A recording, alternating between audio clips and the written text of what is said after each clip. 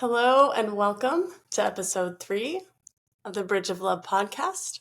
My name is Erin Cameron and I'll be your host. I had as I was getting ready to record today, I had a few stories come to me. And I think there is purpose there, so I'm going to tell them. Um, if I go all the way back to when I brought Haddon home, uh, my her dad and I'm bringing her home from the NICU. I had prepared her room. It was, you know, ready for I had the perfect baby room for my perfect baby, right? I had prepared it months before. And this all came back to me just moments ago. Um, you know, I had the letters on the wall that spell her name and the perfect bed, the changing table, the rocking chair, the beach themed color, plaques and color patterns, and a painting that matched, beach colors, like this abstract painting. So for a baby, it was pretty high level. And it's just looking back, I know that in all of that preparation, there was this expectation of this, you know, perfect baby that I had prepared for 9 months. And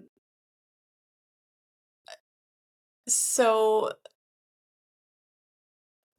and of course, that wasn't anything that she didn't come back to her room immediately. It took 2.5 months in the NICU. And of course, none of it was as I expected.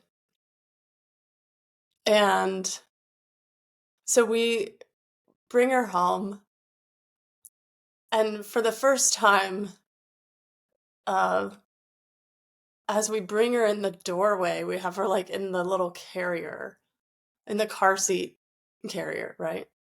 Um, she's the widest eyed I'd ever seen her. Imagine her only experience of what the world looked like was the NICU ceiling. And she's now in this completely different life.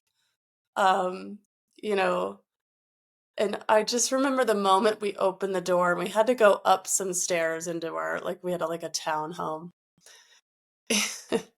And she's just looking all around, like at all the walls and the different colors as we go up the stairs, she's just like taking it in, and I'd never seen her look around.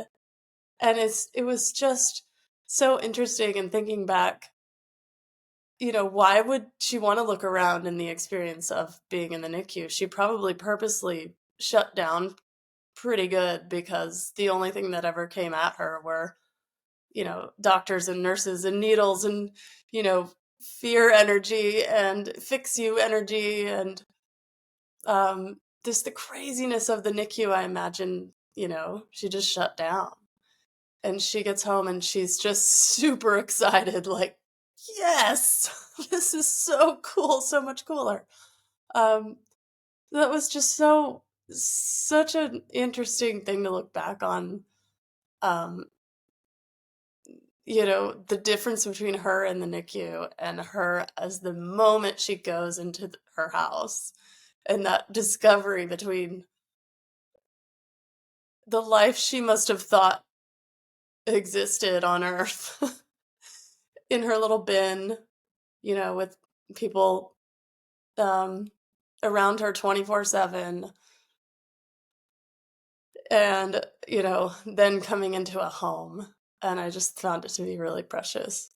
But in that, also just my expectation of of perfection, right? Of everything that I had prepared for, which was obviously an entirely normal child and normal existence. I mean, what else would you expect?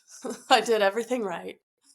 Um, I remember I didn't even eat, like, I had a brownie. Like, I was like months in, and I was like, and my sister visited me in San Diego, and I was like, okay, I guess I can have a brownie.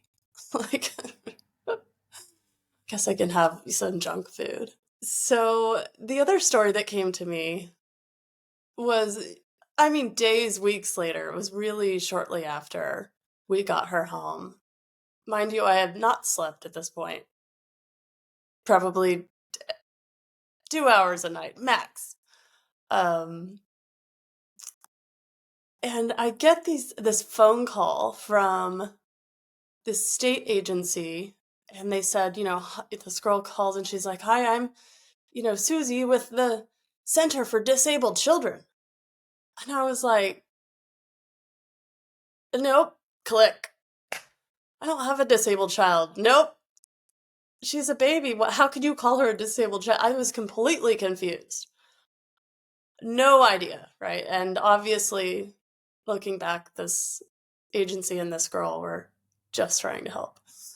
Um, so she calls back a couple minutes later. Came at her so hard. I was like, "What are you calling about? I don't understand. You're gonna have to explain this to me. Gotta give me something else." And she was just frozen. Like, she only had her certain lines, and the poor thing, like, she had her job and she was doing it, and I was not helping her. And I was like, "Well, I don't have a disabled child. You can go call somebody else." Click. I mean, it was, so I just kept hanging up on her. And looking back, it's just so, I just love that me in both of those situations, because I only knew what I knew. And I didn't know anything about the world of having a disabled child. That was not in my, there was nothing about my pregnancy that was ever flagged as abnormal. So, what, I had no idea. And so that's just also to give you perspective of kind of how I dealt with the whole thing for a long time. And one other little thing that happened, an extension of the state agency finally got a hold of me, probably. Finally got me to tell them they could come over and help me. So they all show up. It's like 4 or 5 women, and, a speech therapist, an occupational therapist, a social worker, a nurse. And I'm just like, okay, again, weeks in, I have not slept. Not slept. And I have no one helping me. Her dad's at work. And I'm like, what are these people doing here? And how could they possibly help me right now? And one of them hilariously, like, took Haddon in her lap and started stretching her little baby wrists as if they're already going to be tight. I found that really funny. But again, they're just trying to help. It was what was set up as a support system. Um, and I understand it now, and I use those systems now. Um, but I think those stories came to me because that is the girl that I'm making this for. That is the girl that I created this podcast for. Um, the Erin that had no idea what was coming and was only doing her best. And, had society maybe had a different vibration around it, had society maybe had, more information about what the heck this all was. Um, you know, I think that was what the podcast for me, and everything this I've been going on with this more spiritual journey is the missing piece. It represents the missing pieces that that girl didn't have. And who knows if she would have tuned into them if she had them. But I can look back now in the consciousness of all that I've learned and almost heal those parts of my life with her, um, and see them in a brighter light. Because they were sort of dark in a sense that darkness meaning I just lacked, I didn't have understanding of what was happening to either of us and why. And I think that's sort of a general explanation of how I felt, darkness might describe that time and why I want to shine a light on it now. Because I do believe that that can actually heal the you that exists now by being able to look back at parts of your life and love that you. Love the you that you were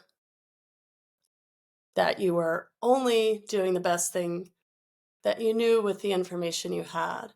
And just to give you perspective on, I understand how I'm jumping really far and that my consciousness has, that is the journey I'm trying to share with you is through consciousness. But it's not to say that there wasn't a real journey going on underneath that, before and even now. Um, it's very tangible. But I hope that this podcast can be a very tangible thing too, to sort of layer on top and combine with, your real life. That's what it is for me, is that when I take all of this, um, wisdom, knowledge, gifts, vibration, increased consciousness, it it shines a light on those bigger questions, the things that I felt were missing. And now that they're not missing, the whole experience, it changes it, and for the better. So really the purpose of the podcast is to make real life more enjoyable, or the purpose of me asking all of these bigger questions was to make my real life more enjoyable. And I hope that, that sort of bridges that gap, between my 16 years of experience and where I am now and why I want to focus on the things that I do now. So thanks for letting me tell those stories. I think that there was a part of me that really just was sort of built to focus on the positive. So that those stories kind of highlighted to me like this girl that just had no interest in involving, um, anyone trying to solve problems or help, because in that then I was accepting that there was something wrong, and that's just where I was, and it's beautiful and perfect, and it led me here. um, so I hope that is helpful. So today we're talking about living in the magic. What does it mean to live in the magic? In the second episode, I talked about the choice I made to live in my truth, which was to know Haddon only as the truth of her. To me, this truth came in the form of a realization. And that realization was that she's more than her physical body, her physical presence, and that we all are. That is magical. That's where the magic lies. It lies inside of all of us. It lies in the non-physical part of us.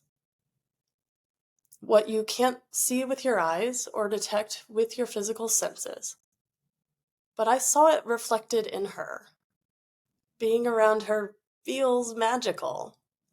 She opened me to the magic, not by doing anything that was expected, but by being herself and still being such a powerful presence, powerful light, powerful force of positivity. I found myself asking, how is it that she can hardly move a muscle? She can't speak, um, can't eat, yet she exudes love, joy, positive energy. What is that?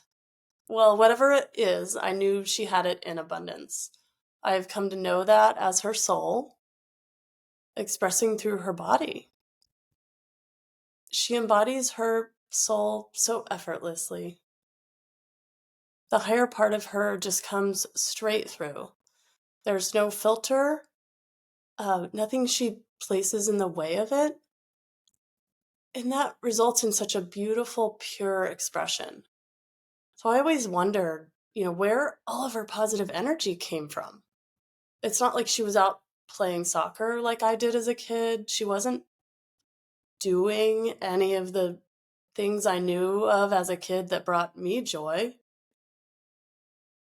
Well, the answer to, that lies in what I couldn't see, but I could feel, which is that bigger part of her, which I refer to as her soul.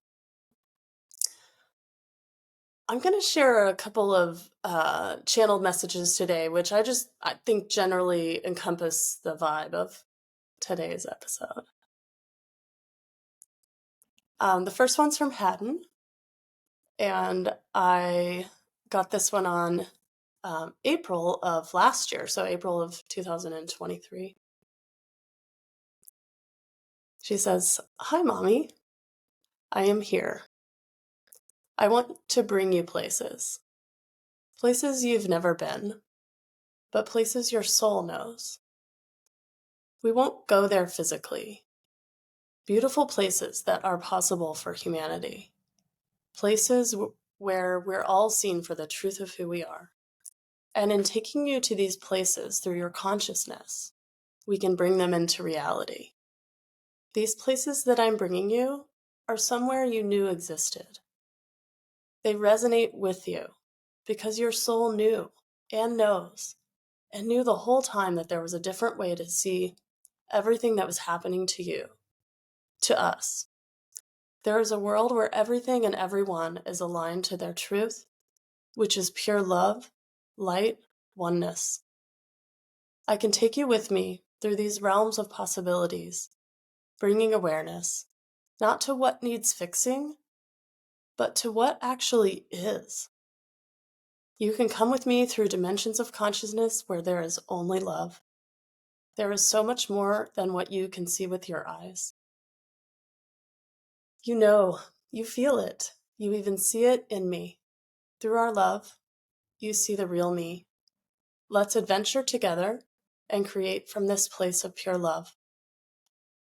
The world that we know exists when that shift of consciousness is made. This is it. You're doing it, but you're not doing anything. You're being.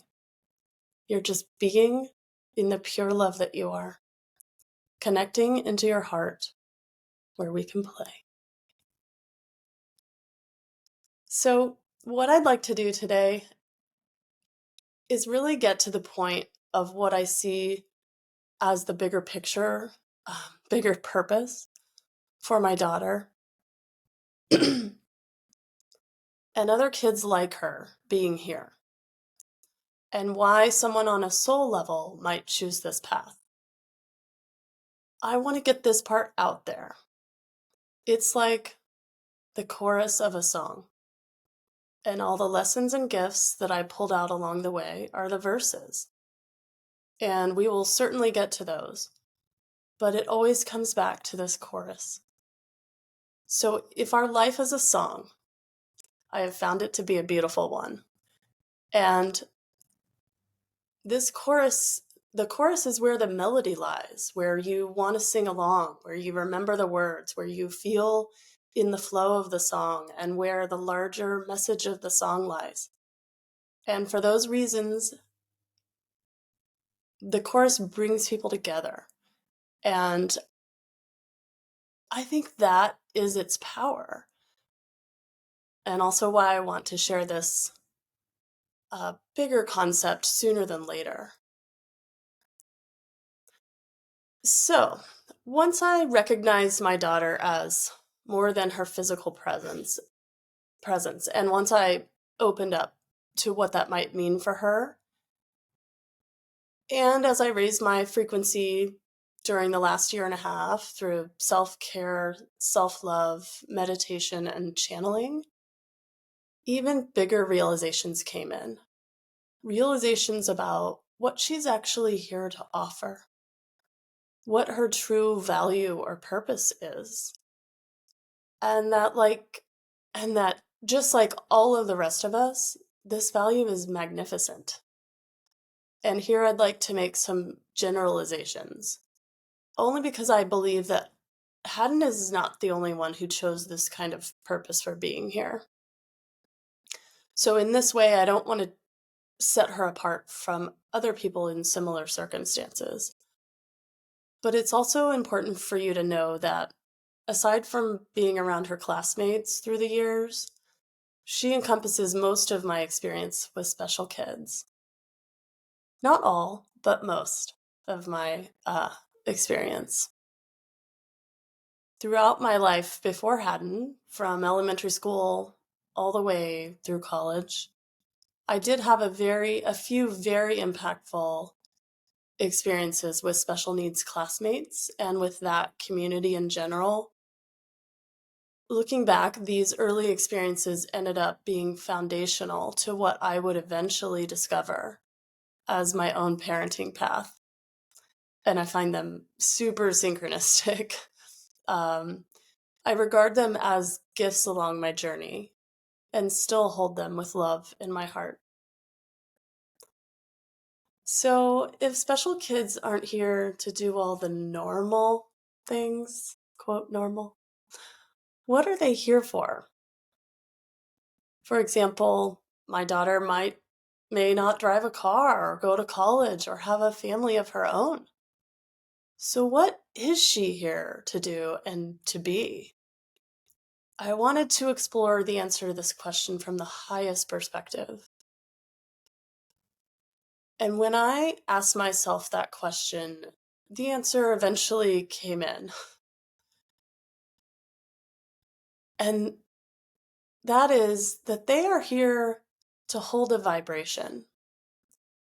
And that the collective vibration is at a point where they had to rise above, in a sense, by removing the distractions of being normal and having a lot of function physically and mentally. So, in this way, their disabilities remove the expectations of doing enough, being enough, achieving certain goals, all of the things we might identify as being our purpose for being here.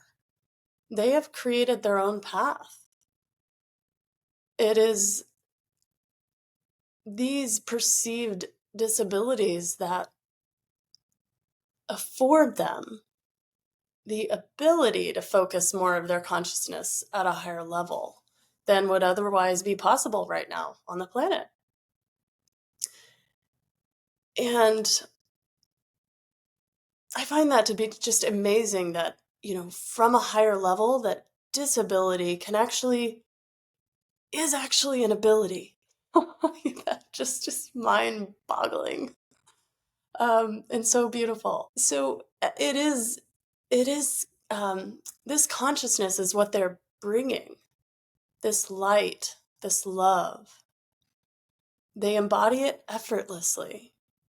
To me, my daughter seems more connected to her higher self, her true self, in every moment. It's amazing. She amazes me in that way. She's pure love. This is something I have found so inspiring, even before I had the awareness or the words to describe it. Inside, I always knew her as something more than her physical appearance. So while their souls likely didn't choose, the exact disorder or the exact challenge that they would go through, I believe that it is all perfectly chosen and created, divinely chosen and created, that their specialness is so much more than what we can see with our eyes. And when we see them with our hearts, we're able to see what really makes them special. And that is my passion. That is the potential of what lies on the other side of the bridge of love. So, my desire to live in the magic has everything to do with this level of understanding, this new level of awareness, which I believe has the potential to shift us all into such a beautiful place. And this is a place where they are waiting, where we all knew we would hang out together one day, where everyone has value and is loved unconditionally, including ourselves. This life is meant to be amazing, awe-inspiring, and without limitation. And I know, because I've been there, what that sounds like. I know to say that a disabled child and a life with them is without limitation seems crazy, um, or just unreachable, right? But I am proof, and Haddon is proof, and our journey is proof that it is. It's truth, it's reachable, we're there. This place, where they want us to all hang out, where Haddon and I are hanging out, is all of these things. Amazing, awe-inspiring, without limitation. And this is a place within you. So let's explore this bigger purpose. Just going all the way there today. So I believe the bigger purpose is to help us evolve in consciousness. But some of us have an important role to play as well in helping them through life. And I have found as a parent, the more I open to this higher perspective and the more I see my own purpose in helping her through life, the easier my role becomes. In this, I've come to believe that finding purpose in this role can help ease the burden of it. And this makes sense because it's simply your perspective that it is a burden that makes it a burden. And that doesn't take away from all of the work that it takes to raise a disabled child or a special needs kid. There is a reality to it. And I've been there, I'm still there. But it's that shift in perspective. Once you realize, once I realized I was actually serving a higher purpose, even if it's not your only purpose for being here, that realization has the power to give you more energy for the task of, being there for them. So in helping them, we can open to receive so much.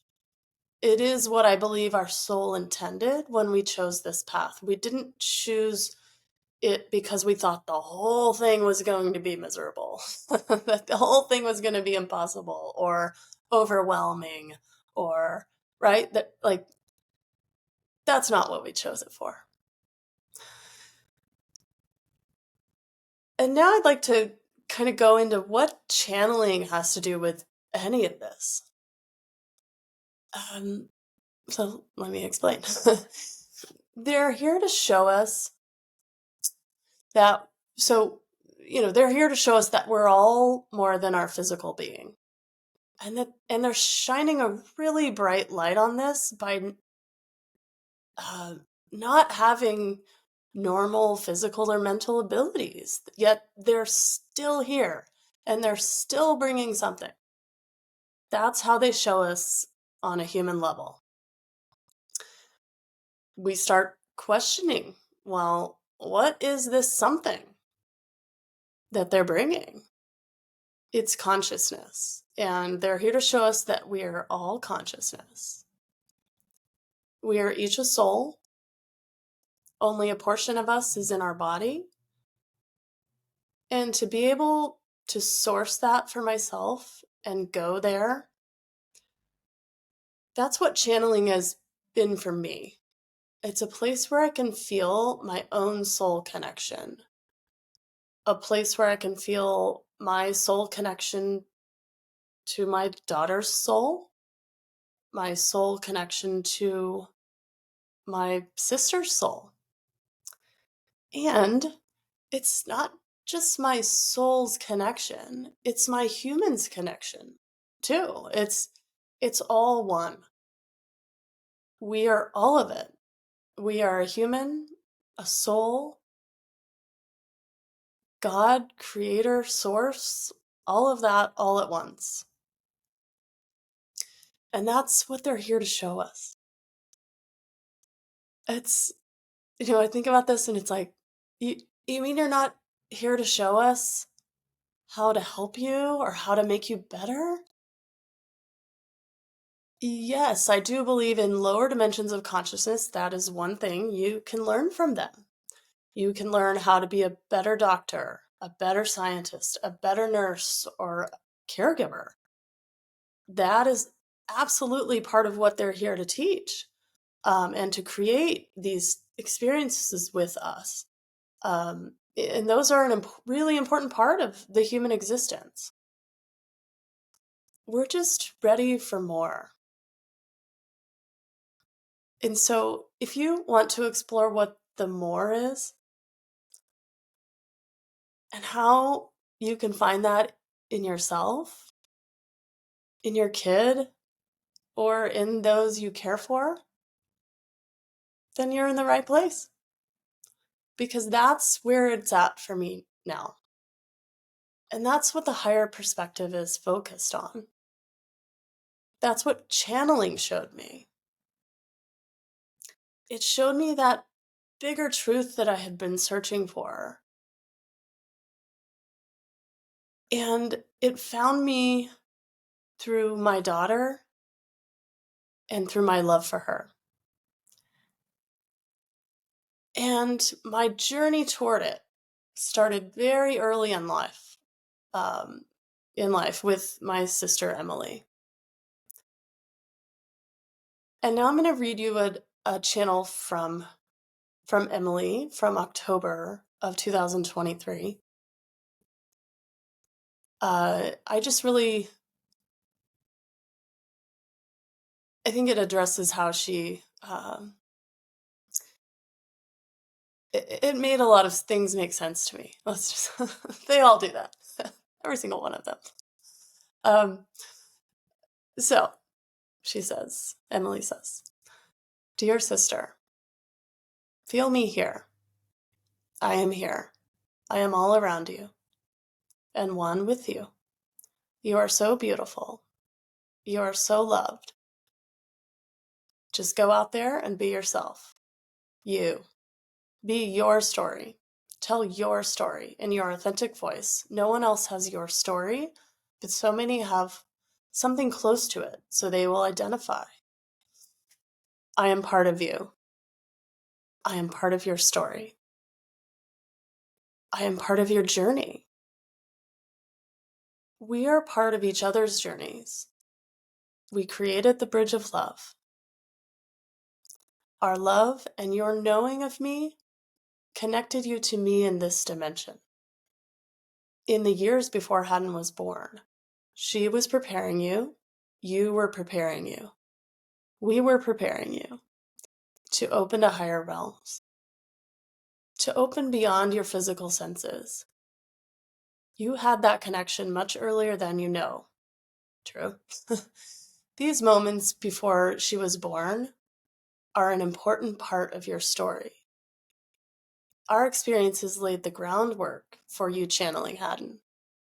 There is nothing to do except go be you and tell your story.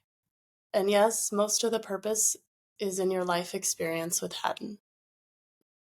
But it does not begin or end there. There is more to you, more before her birth. There is us and my loving guidance. Knowing of me expanded your consciousness long before Haddon was born, of our existence in higher realms. This is a space you had already found. You just weren't as aware of it. She brought you back to it, and you found me again. And I helped you find more of you, love more of you, and connect to more of you. You know I am with you, always. My guidance is always here for you. My love is always here for you. To me, that message was given to me from her because, she was pointing out, and Haddon did the same thing in another message as well, but just that I'm more than her mom, and knowing yourself is super important in order to understand your experience. So she brought me into that full circle of, how I had already connected to these higher dimensions. I've already been there. Hadn't just kind of brought me back, and that it made the whole journey make sense from a higher point. Like, oh, okay, that makes so much sense. That